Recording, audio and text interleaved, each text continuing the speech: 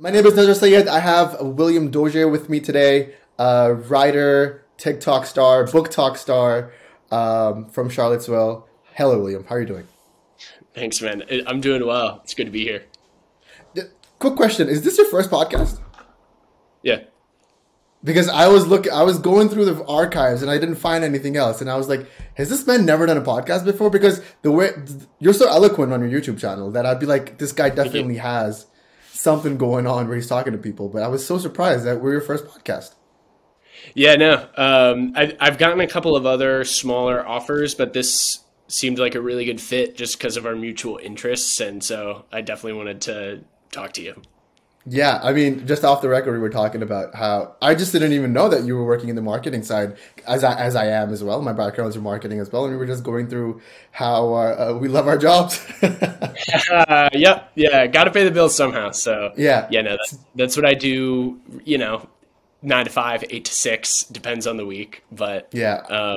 yeah, I'm 4 to 12, so that's a little bit worse. But I get the yeah, mornings to myself, so that I like that. yeah, yeah. That's a good enough schedule, I guess. I have a Yep, coworker who works in Europe, and so similarly, kind of different hours. Like probably starts at same. noon, gets off at 10 p.m.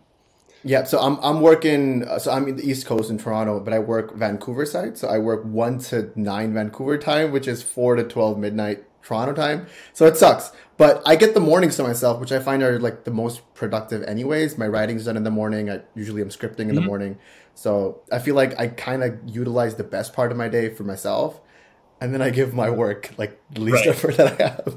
Right, right. Yeah, you're just on the decline from there. My best hours are in the morning too, and I wish I did have more morning time. I definitely could wake up a lot earlier than I do, but Yeah, um, I get a little bit I of don't. reading done before work usually, Okay, that's and good. that's good. That's a good like I'm having my first cup of coffee. I sit right Yeah, here at this desk. yeah, I'm in my bedroom right now, but yeah. and then I mean, not all of us can Goggins our way through life like the way he does. Like it's insane, but we try our best. We try our best. So let me just roll it back a little bit, because this is the first time we're speaking as well. So I want to know a little bit about your background. Tell me everything from high school to college, where you went to school, what did you study, how did you develop your interest in reading and writing. Give it to me all, and let's see how much of that overlaps in the Venn diagram again. yeah, okay, okay, yeah, this will be a good litmus test for us. Okay, so my interest in storytelling goes way like back way further than that. Like I was dictating to my parents before I could even write. So that goes deep. But late high school, I realized not because I didn't like the people I went to school with. I loved a lot of my friends and really liked my town. I'm from Chapel Hill, North Carolina, where UNC is. Okay. Um, I realized I wanted to kind of have a reset for college. Like I wanted to push myself out of my comfort zone.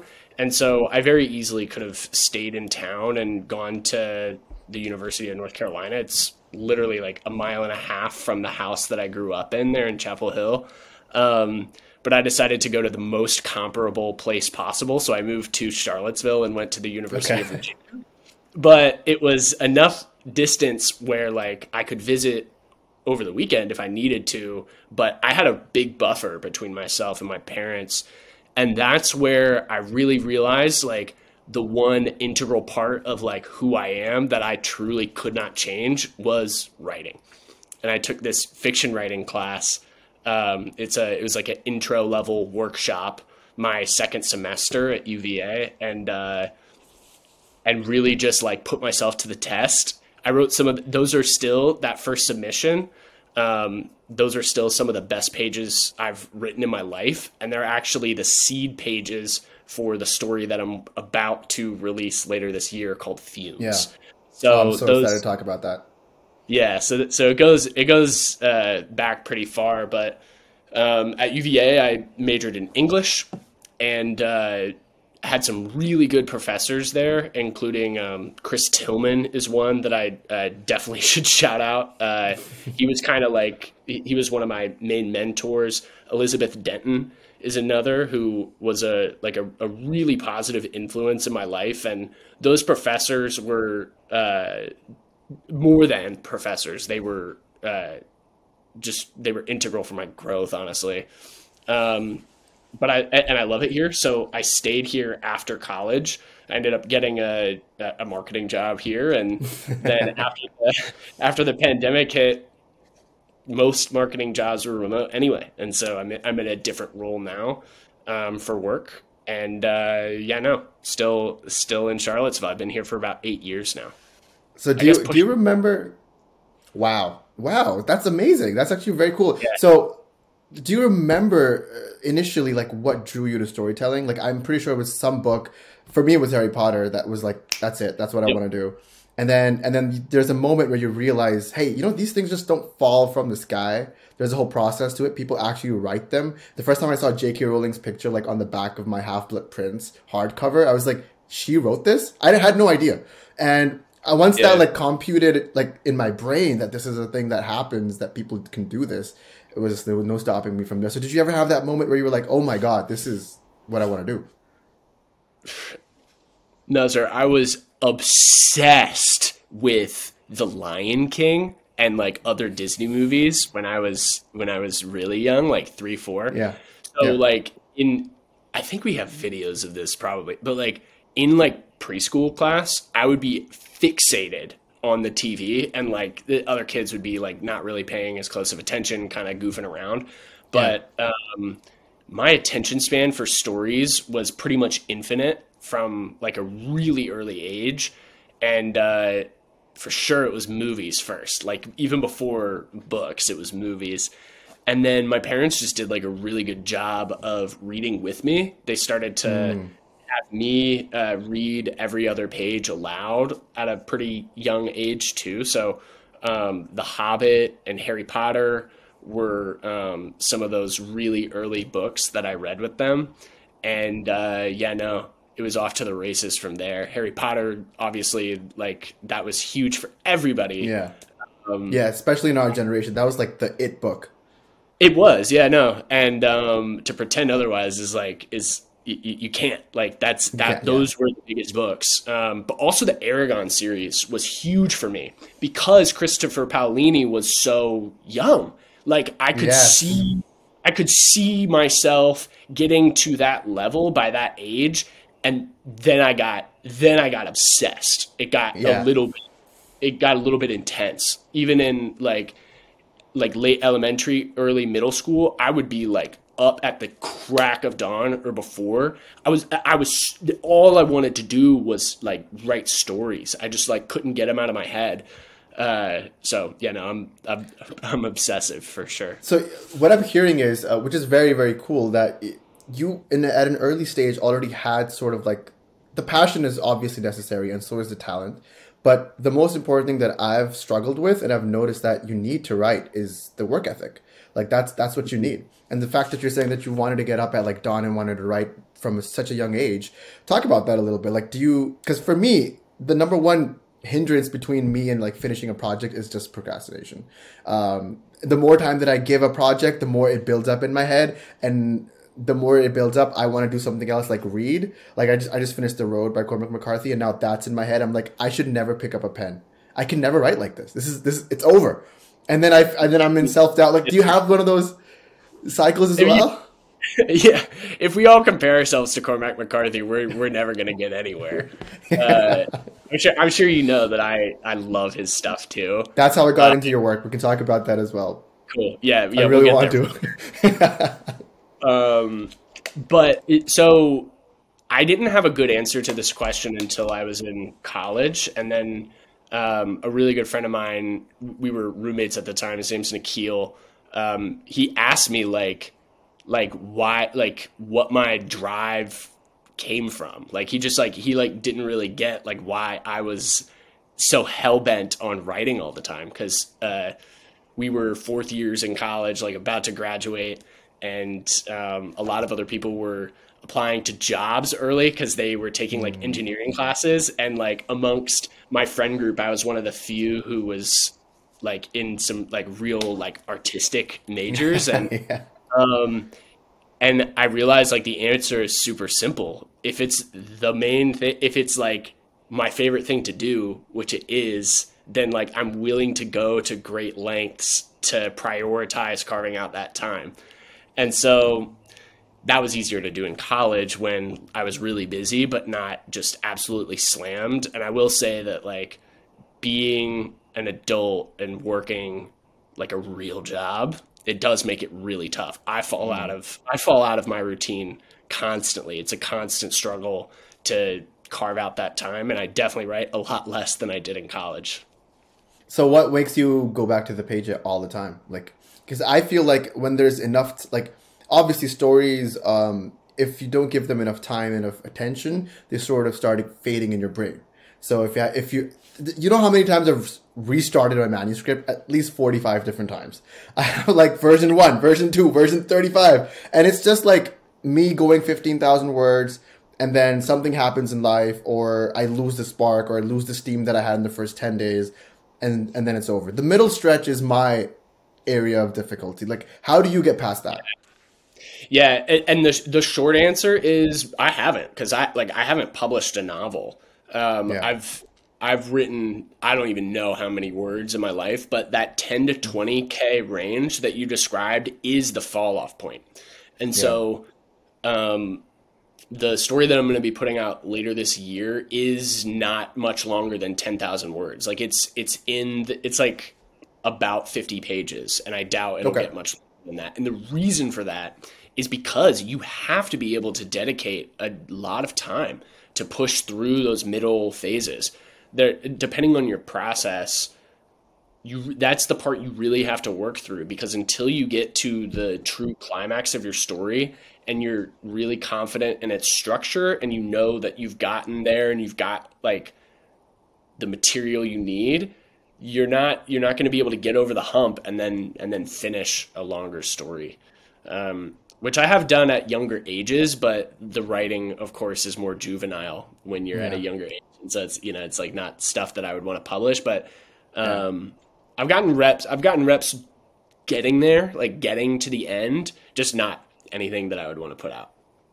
So what kind of a writer are you? Are you a plotter? Like you have an outline, you know exactly where chapters 1 through 6 or 1 through 10 are going to go? Or are you a discover as you write type of writer? I would love to be able to plot out the stories, but what I've found is that I have too much fun with the process, and then I like want to go off the rails. So like for me, the quickest way to know where I'm not going to go is to plot something out all the way to the end.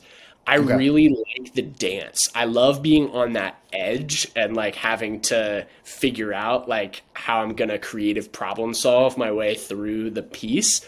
And then when I get going and I get some flow, that's the like, you know, the part of the process that I just crave. I'm very similar with as you are as well. Like I love to like write as I discover, but the problem with that I've constantly run into is like the novel that I've been struggling to write for the past 3 years has the issue that I keep facing is that the more time that I spend with these writers or these characters, the more I know about them. And so there was this one, I think version 8 or 9, where I was about 25,000 words in, and I realized that my main character had a stutter.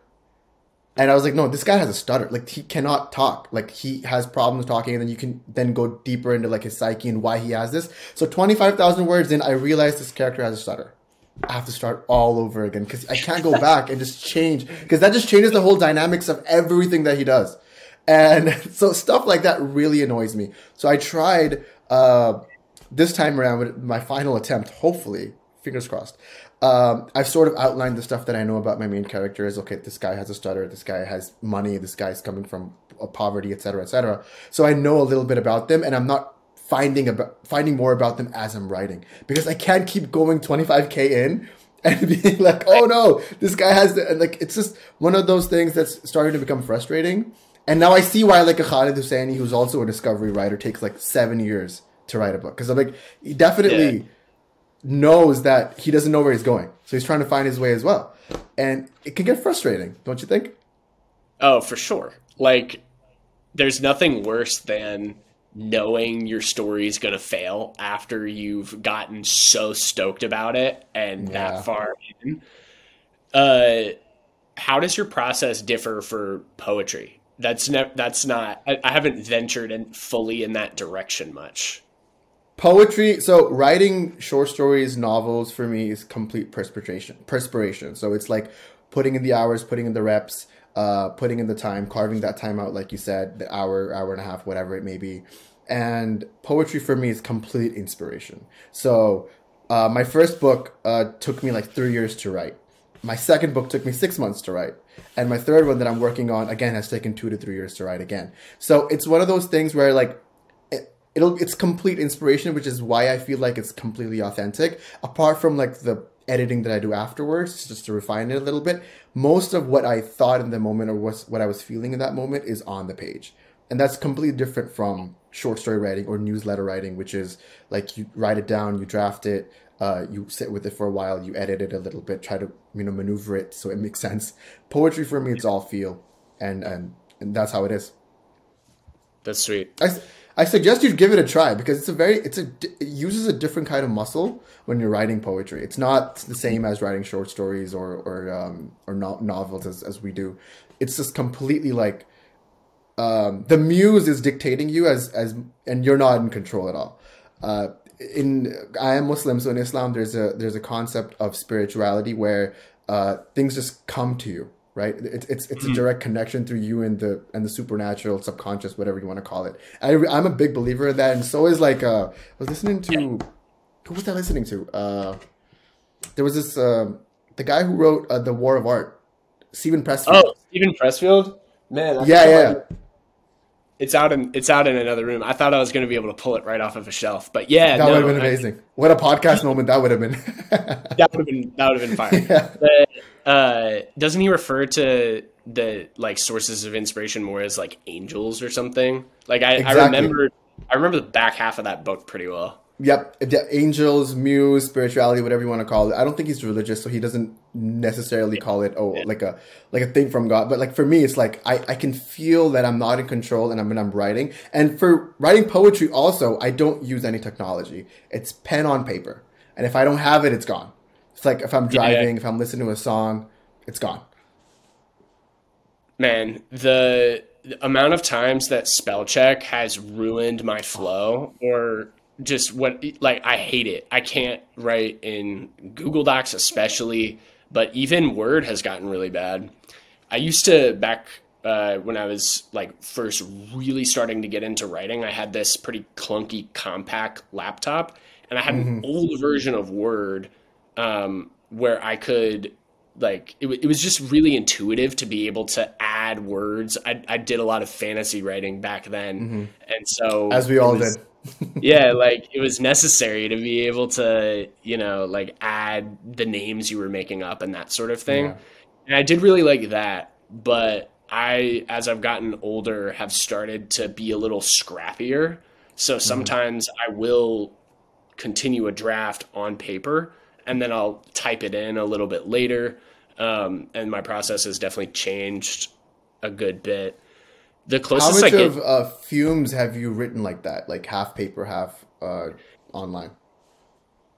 All of it, I guess. I mean, I would say the majority of what I've kept has all been drafted just like in Word on my laptop. But yeah, I have kind of a snake-like approach to writing. I'll often write a short story or what I think is a short story that has the same characters, but it's like a different time in their lives or something. And I'll try to dramatize whatever is going on there. And that's how I'll get a lot of the like good nuggets of character that might have been stumbling blocks along the way for like the main narrative.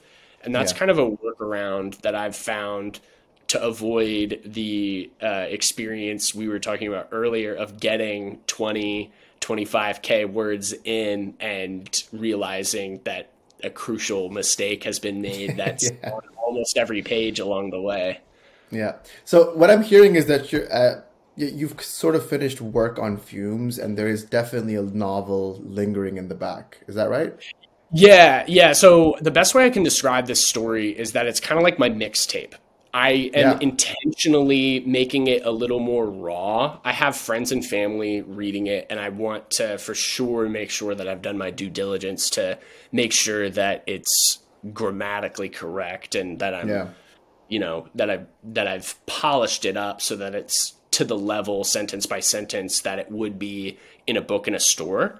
But I don't really want the distribution of like books in a Barnes and Noble for this first thing, because I would so much rather show with the first major piece that I'm putting out, like, this is what I do on my own. Like, you're not getting any kind of corporate influence, any kind of groupthink influence. There's nothing coming from a publisher to put pressure on the story to make it into a form that would sell better. Like, I want to put out the story how I want to put it out for my first thing. And then we'll see from there. Hopefully this will do well enough. And that in like a few years, I can be to a place where I've got a novel to put out, and I've got to deal with a legit publishing house, and I'm doing it the old-fashioned way in terms of distribution. But I've gotten so much inspiration over the years from hip-hop, really, like rappers era.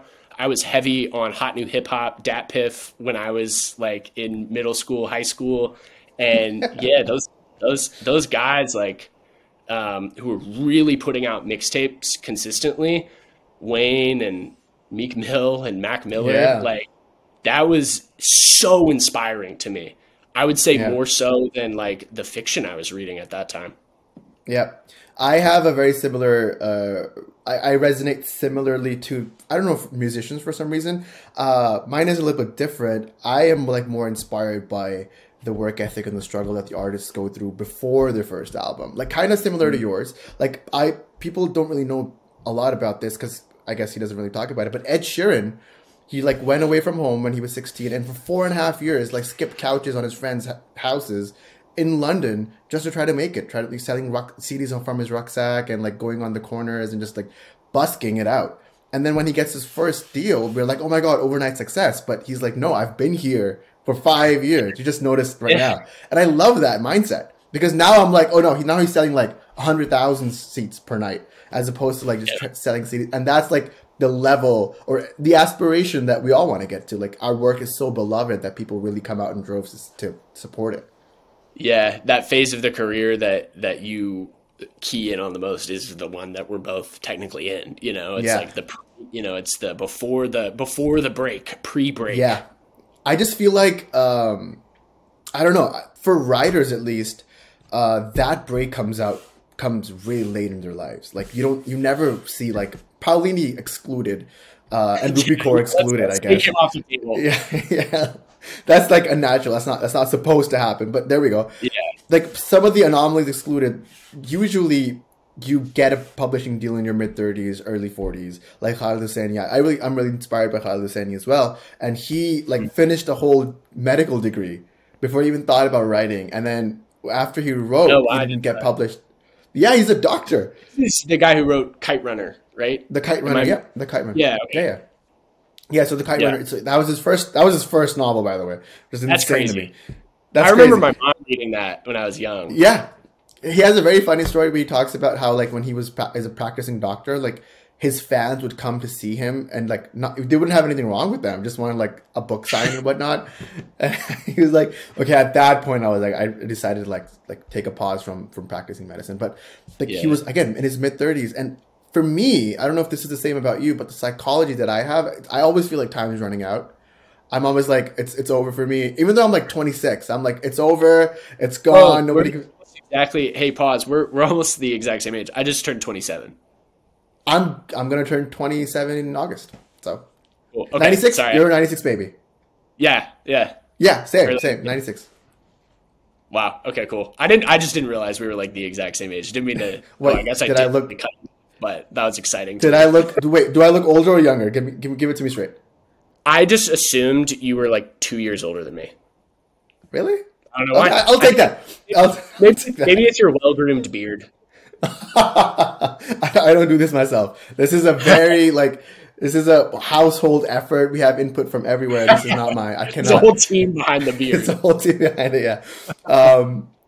But yeah. So yeah, I always feel like time is running out, and I don't know if you feel the same way, or I'm just impatient about how I want to get about it.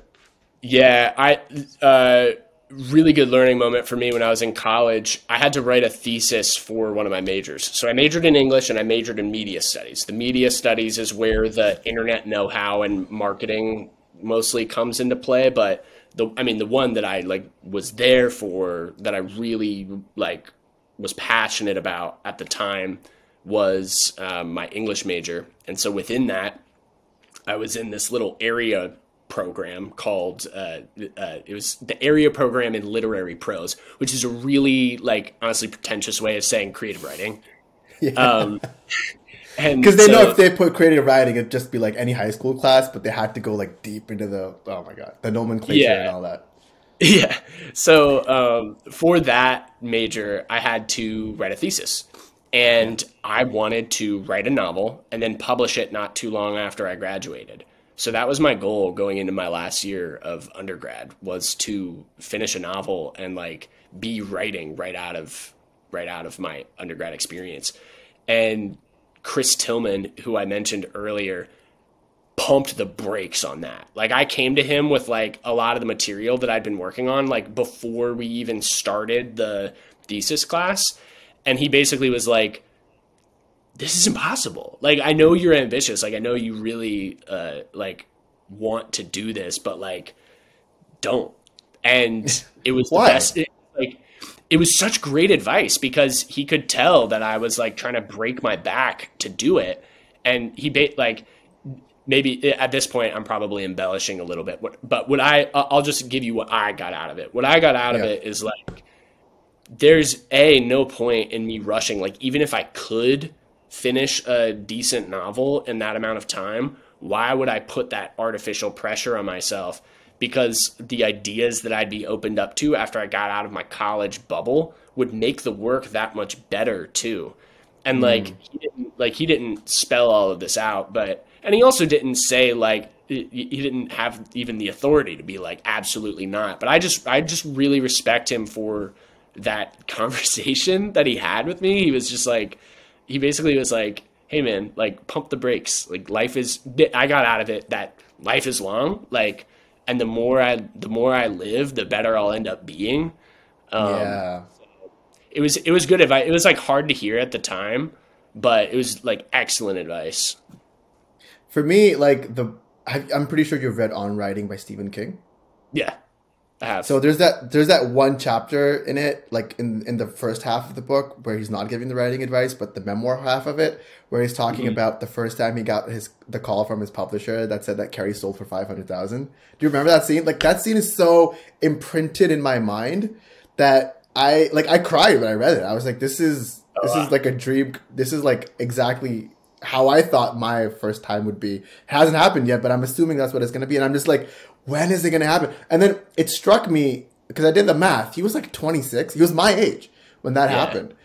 And I was gutted. I was oh no. Because I reread that that memoir once a year. That's one of my favorite works by him by all time. That's one of the best works of fiction, not works of fiction, I should say, works of literary, I don't know, memoirs, I guess, where he, it's just great advice plus great life advice as well. And I was so moved by that chapter, but then I was again putting myself on the clock, and that's the number one struggle that I have, which I just feel I don't know, this is the number one block that I have, and I wish I could speak with Mr. Tillman as well, because I'd be Tillman, give me advice. I need to get out of here. It's hard, especially when you want something that badly to be able to chill out. Great. So greatest overall bit of advice that I've ever gotten, just for being an artist, but particularly a writer. This is from Junot Diaz, is to read and live. He was don't even if you're gonna be a writer, the craft, you'll get there. You'll put in the hours. That'll be almost natural. But your job as the artist, as the writer, is to read widely, deeply, diversely. Like spend your time, especially when you're younger, absorbing great stuff, but also pulpier stuff. Like put yourself out of your comfort zone, really branch out. And also make sure you're traveling, you're living your life, you're being there for your loved ones, you're like being truly present in your life as you're beginning to age out of your childhood and gain the perspective that's gonna be your ultimate tool as you're going through, you know, the process of drafting a novel. And you can distill that to read and live. It's a really powerful bit of advice. Yeah, I think Hemingway was the one who said, in order to write, you must first live. And like, I totally agree with that. But I don't know. I guess that's just a little impatient. Yeah. Yeah. So, yeah.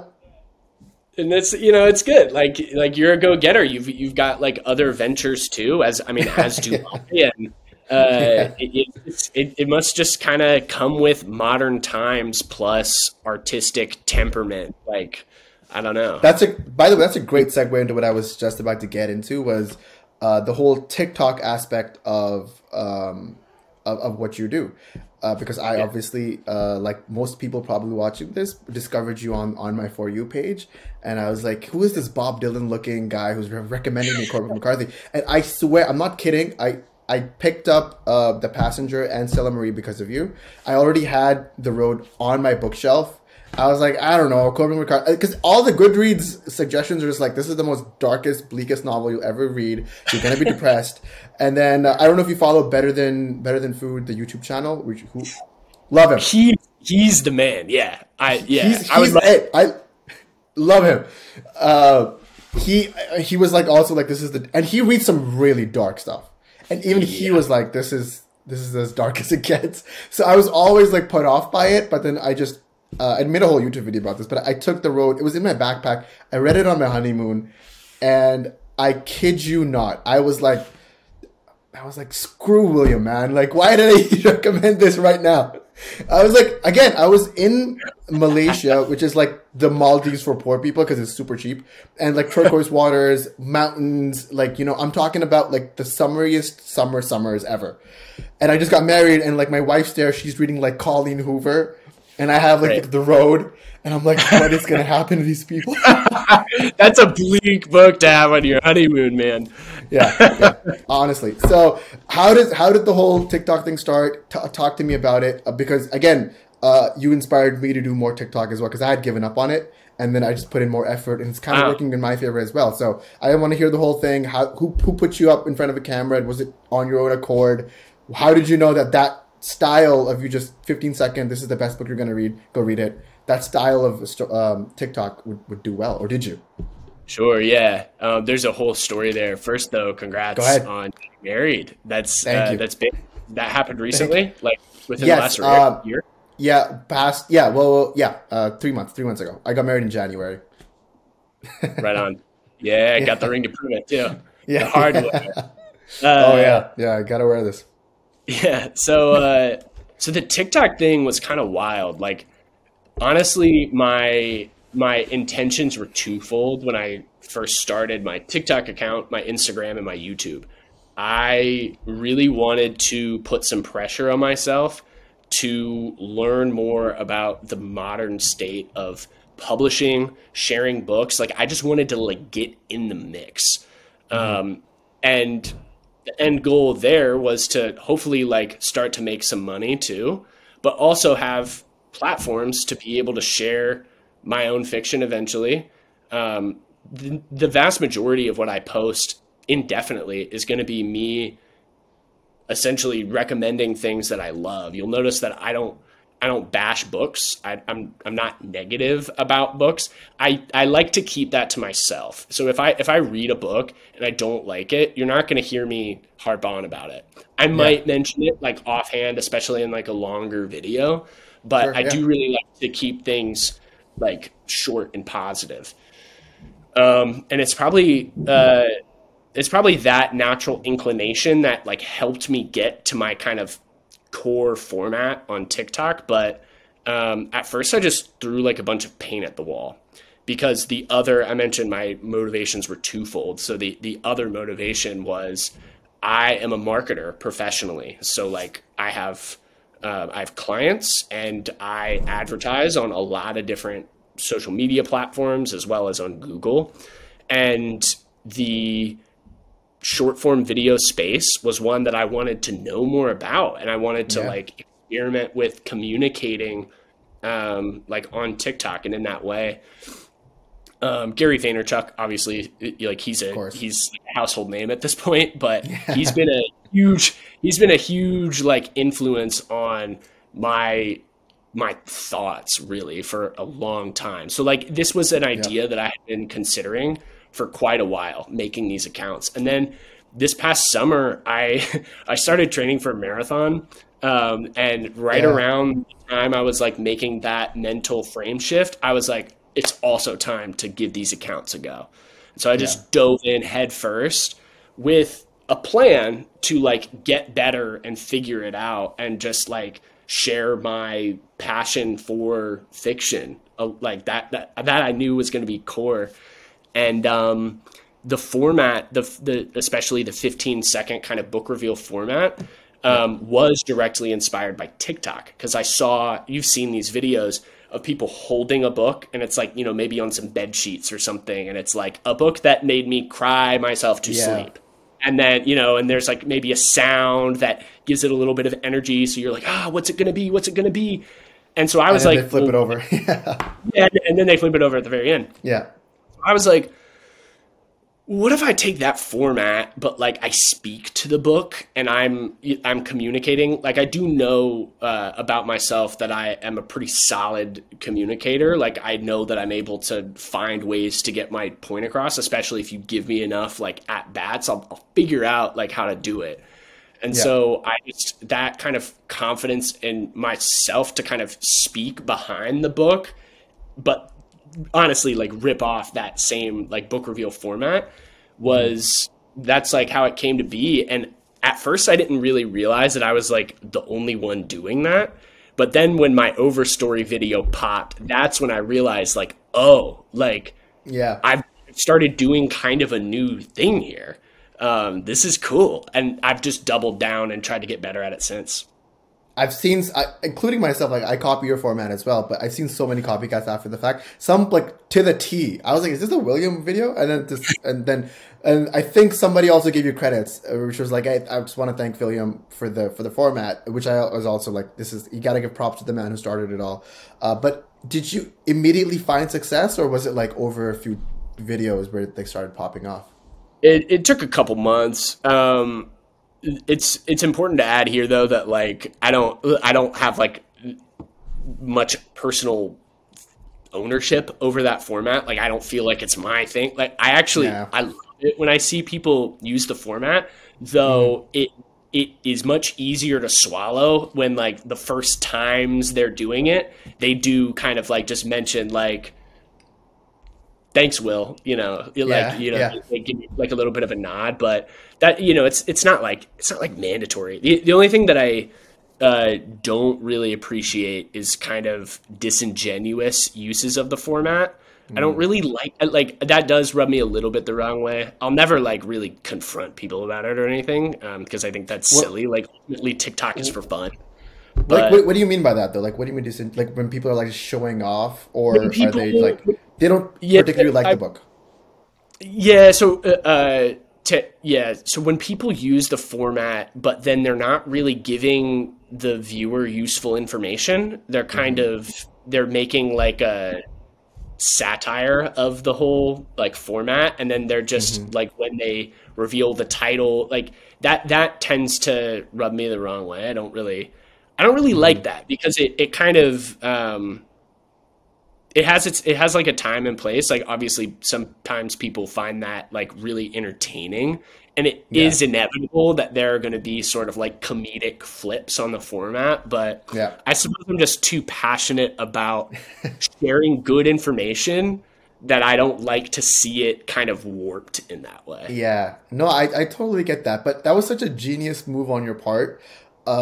to show your face while you're talking about it, because the TikToks that you mentioned before where the book is on the thing and it's turning over, I don't remember who recommended those to me. Even if I did read them and I love them, I don't know who recommended that. But I know for a fact that you recommended The Road to me. And I read it and I loved it. So like I have a face, I can thank someone, I have a face to like connect the idea with. Did you think of that? Because that's a very good marketing tool. Again, marketing background comes in where you like know how to sell yourself. So like every time I see your face, I'm like, oh, he's gonna give me a good recommendation. It's not just a name; it's like a proper face who's talking to me. Thank you, man. Yeah, no, that's for sure integral to the format. I suppose I want my name and my face behind everything that I'm saying. Like I don't want to hide, and so that's part of it too. Is like, if I'm going to come out on the internet and say like, this is the best book I've read this year, like I want to own that, you know, and it has obvious like positive, ramifications too, for me. Like, you'll remember it was me, and then you'll either follow me or like go back to me if you liked the recommendation. And, something that I don't think enough people understand is that I'm also not reading a lot of these books in real time. Like I often see comments from people like, how do you read these books so fast? Like, you got to understand, like, this is coming from like a lifetime of me reading. Like, like I'm not finishing, especially these longer books, in like one day.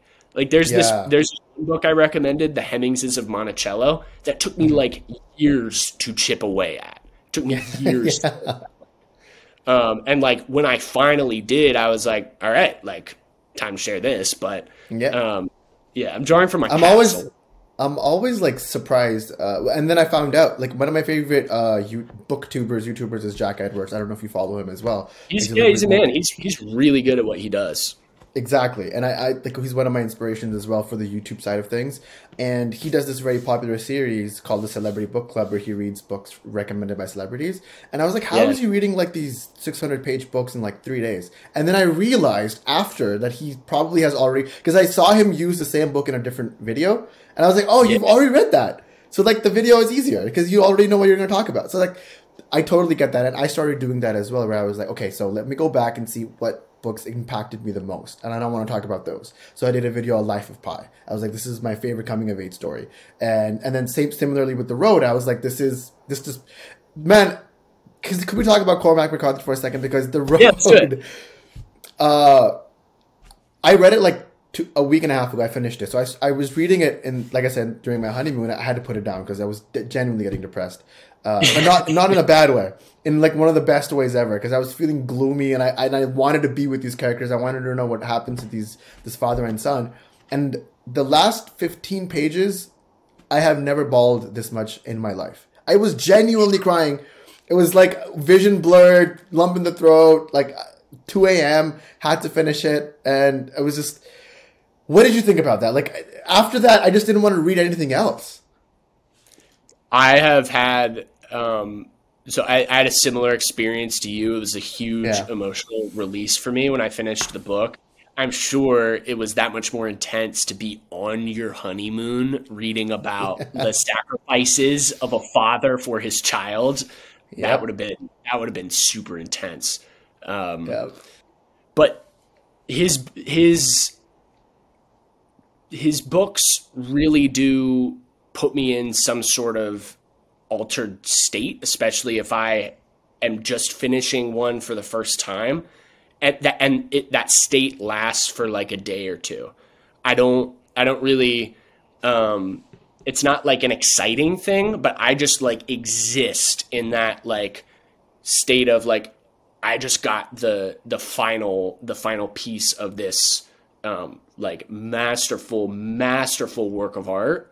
And I just like linger there. Usually it's a pretty depressing space to be in, but it's cathartic in a lot of ways, and it's really centering and humbling, which I think comes a lot from his like almost godlike voice that he uses. That really does it for me. Like it must be something about that kind of like Old Testament type of approach that just like hits home for me for whatever reason. But like if I had to pick one writer like to call my favorite writer, it would probably be him.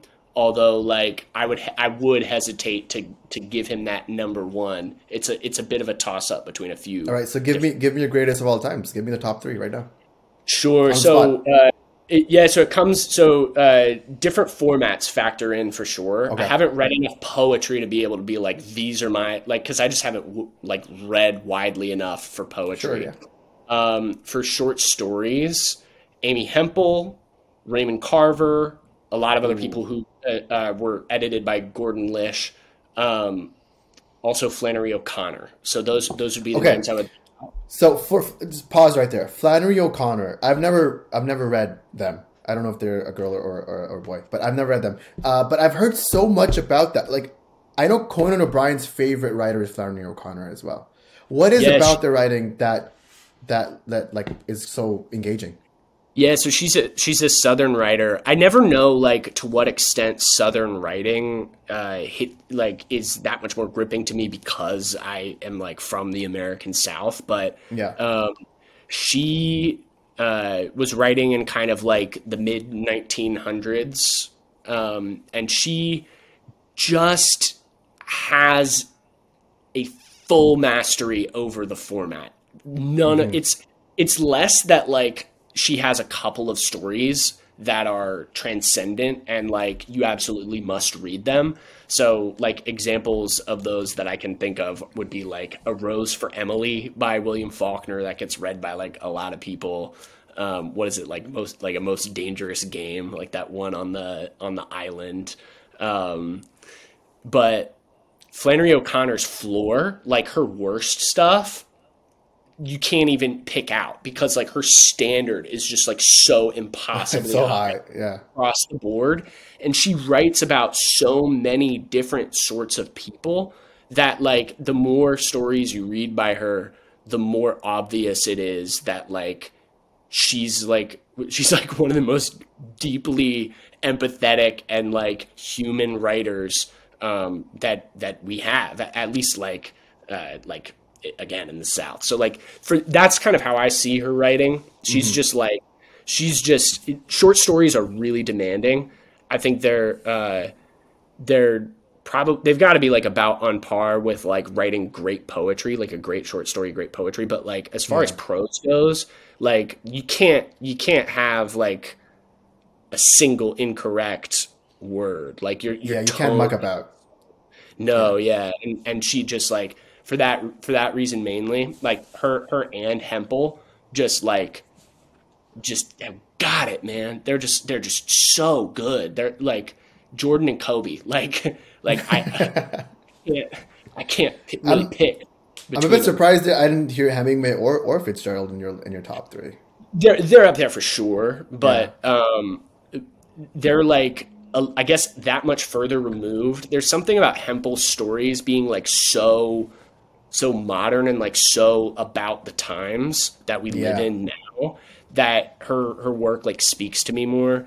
There's definitely a lot of like masters who I could point to, like I guess and it's important to make the distinction between like who the greatest are and like who are like the best to me, like my favorite. I would say that's more so what I'm speaking to here. Like if I had to be like objective about it, I feel like there's some Russian writers that we would have to throw in the mix. Like, you know, we'd have to have a long conversation to get to the bottom of that. Yeah, for sure. And go ahead. Just quickly though, I want to finish answering your question. Like, because I just view short stories so differently from novels, just because it's a different format. Yeah. But when it comes to novels though, and again, this is like, these are the people who are like the best to me. McCarthy, Morrison, and Cervantes. Like Don Quixote, just like by itself, holy shit. I haven't read Don Quixote. It's a grind, but it's so impossibly modern. Like when I was so funny. I heard it's funny. Hilarious. Yeah, it's like the main character's a knight who like believes in his own fantasies, so he's like attacking windmills and stuff, but like, but he thinks they're like dragons or whatever, and Yeah. it's so like full of heart and like I need to read it again. I read it like 2 or 3 years ago, but yeah, got to put it in there. That's a good top three. So Toni Morrison is who we were talking about. No, not Toni Morrison. Yeah, Toni Morrison. Toni Morrison, right? What is your favorite work from him? So it's a woman actually, which Yeah. is super confusing. Just like when you hear her name, because like Tony, like Yeah. that's an Italian guy. Yeah. But no, it's spelled Toni. Yeah. So I haven't read all of her novels. I'm about to start Song of Solomon. I had a couple false starts with it. Her most famous, and for good reason, is Beloved. Like that has a lot of significance, especially like when we look at the time it was published and like the works that it influenced after. But my And it personal turned into a movie as well, I believe. yeah, it might have. Although I don't keep up with adaptations well enough to know. Sure. Like Sure. there very well could be an adaptation. Like there's Yeah. one for All the Pretty Horses, the Cormac Yeah. McCarthy novel, and like I just can't bring myself to watch more than the trailer. Like it just doesn't A look lot of like. a lot of McCarthy books have been turned into movies. The best one probably No Country for Old Men, but Yeah. a lot of his stuff gets turned in, and I'm surprised that it does because it doesn't seem as popular as it would be. But here it is. Yeah, yeah. But Sula by Toni Morrison is my personal favorite. I read that in my last year of college. It was once again Chris Tillman making an appearance in our conversation, but he was the one who signed it. And those were some of the best conversations I've had, like in a like class setting. Was like those discussions like about that book. All of us who loved it at the time. I remember everyone had a response. How many hours a day are you reading? Like on average? About an hour. It's less than I would like, but I do binge on weekends if I can. Just the constraints of working a lot make it tough. And that's probably another thing that people like, they would assume that I read a lot more than I do. And I just can't. And what is your phone screen time like? Because mine's hitting like 4 hours. Yeah, I think I could pull up receipts, but I'm pretty sure I'm in like the 5-ish range usually. And doesn't that frustrate you? Because you're just like, oh my God, that's 5 hours that I could have been writing or reading or just like doing something that isn't as mentally taxing as going through your cell phone. Like that's one of my other struggles that I'm going through, which is like, oh my God, how do I decrease this screen time? I've had all sorts of like, locks on the apps and, 15 minutes for TikTok, which is impossible, by the way. I don't recommend that's it. true. Yeah. And it's like, that's the number one thing that I'm struggling with. And I would love to talk to you about that if that's also something you're going through. Yeah, so I used to struggle with that a lot more before I made the accounts that I have. And now I justify probably more time on my phone than I should. Mm-hmm. If I could, in a perfect world, I would spend probably 2 hours tops on my phone. It's just so hard to it's so hard to cut back because like I need to be checking email for work. There's a lot of different things that I use my phone for, but it's a constant struggle to carve out time to read when also like we have to feed ourselves. We have to keep up an exercise routine.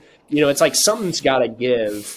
And I don't want it to be reading. I don't want it to be writing, but there are weeks where it's like, I just can't prioritize either. Yeah. It's, and then I don't know about you, but then I feel like completely empty from inside. I'm like, for me, it's like, I need to get my creative outlet out. Otherwise I feel very sad and like very down on myself. And then as soon as I make a video or write something, I'm up and jovial again. Yeah, I can relate to that for sure. There's such like a deep-rooted link for me between writing out stories and having my view of the world fully integrated and aligned, that it is a need for me. I think it took me a really long time to figure out the difference between journaling and writing fiction, because yes, because when at like the beginning of college, I just made like a full on switch to writing realistic, like it's set in like modern times fiction. And so a lot of like what my characters would be going through, and like oftentimes they'd be pretty similar, like to me, would be things that I was struggling with in real life too. So I'm like making a story out of being heartbroken because I just like got broken up with or something like that. And like, I feel like that's also common practice with musicians. So for sure. at least because I did the same thing with my first poetry book, was that where I should have been at therapy and trying to like work through these feelings that I was having, I was writing them down, trying to make a profit. I'm guilty of that too. I'm guilty of that too. Yeah. There's a lot of therapy sessions I should have had that just ended up with stories instead. Exactly. And like looking back now, I laugh at it because like it was obviously you're young and you don't really know how to maneuver those things yet, and you're not self-aware enough to know like, hey, this should be more of like a me thing. Okay, I'm writing a poem about it, but I don't need to post it.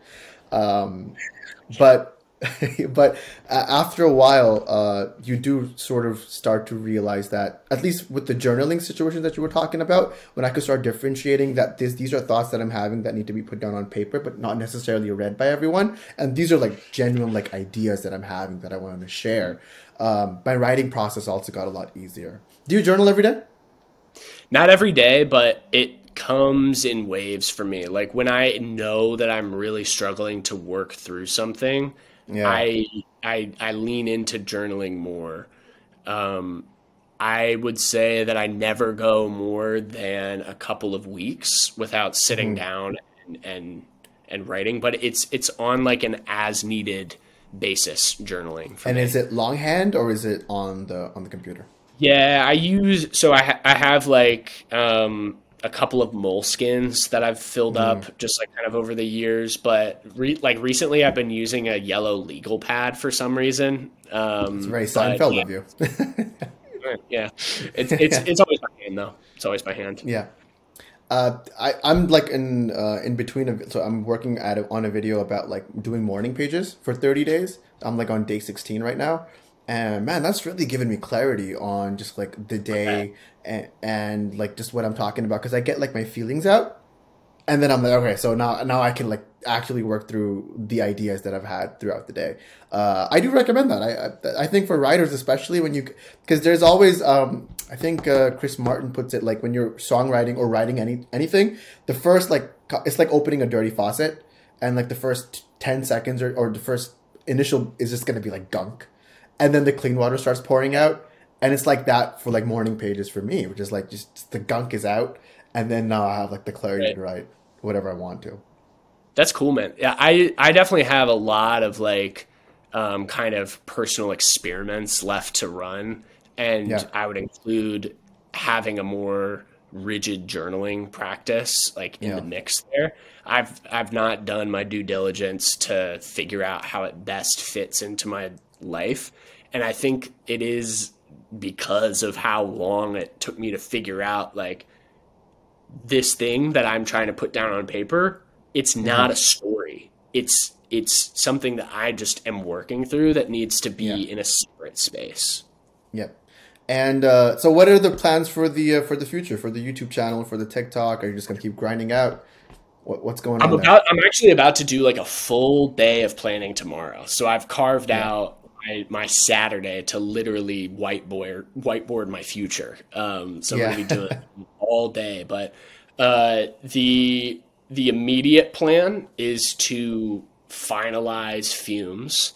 And so I would say that's the number one focus. I've got trusted friends and family reading it now, and it's in its kind of like penultimate form. So I felt like it was definitely good enough to be read. So like, I was on draft, like infinite out of all, like penultimate, like I'd been for a long time. But I'm close to finalizing that. And so that for sure this year is my main focus. I would love to be able to get it out in the summer, ideally early summer, but that might be a little too ambitious because I want to make sure that I have the ability to sell like physical copies, because I think that's really important. And I want physical copies too. Like I want to have like my own story on my shelf and be able to be like, I can look at it and be like, I know how much of my life went into that thing, and there it is. Also, so what are you looking into for that? Like, are you looking into Amazon Publishing, Ingram Spark, all that stuff? I've done a bit of canvassing of like what the options are there, and ideally I'll be able to have like different iterations of it. But I have in my head that it would be cool to have a limited number of essentially like the like first edition copies, and I'll either like sign them or like number them or like have something like kind of special about each one. And then I do want to give like a lot of those away, but have just like a really cool, like limited, unique, like printing for the book. Hey man, we'll see if it happens. You were looking dapper in your author photo shoot, though. I'm just going to say that. I just did on Instagram. You. I don't know if people have seen that yet, but definitely go check out his Instagram. William's Instagram. Those pictures are amazing. I'm really excited about your short story, man. Like I'm genuinely like interested. I would love to buy a physical copy as well whenever it's available. So definitely count me in your early wish list. People, signed copy would be great as well. But like I'm just happy that it's for writers especially, it's very hard to find like-minded people, and I feel like the internet, if anything, has given us this opportunity where like you and I could be across borders and talk about the same interests, same things that we like, different backgrounds, different brought ups, but here we are sharing our same similarities about exactly like the thing that we love, which is writing. Any finishing thoughts before anything else you want to say before we head out? Really just thank you, man. This has been a really good conversation, and I'm glad we were able to make it happen. Yeah, man, you were like, this new season that we started, I wanted to get all the people that I genuinely admire, and you were on the top of that list. So I'm glad that you said yes and came on. So that was it for William Dozier, guys. If you want to check out all of our other stuff on the podcast, the links are in the doobly-doo below, as John Green would say it. And we'll see you guys in the next episode. Thank you, William. Thank you.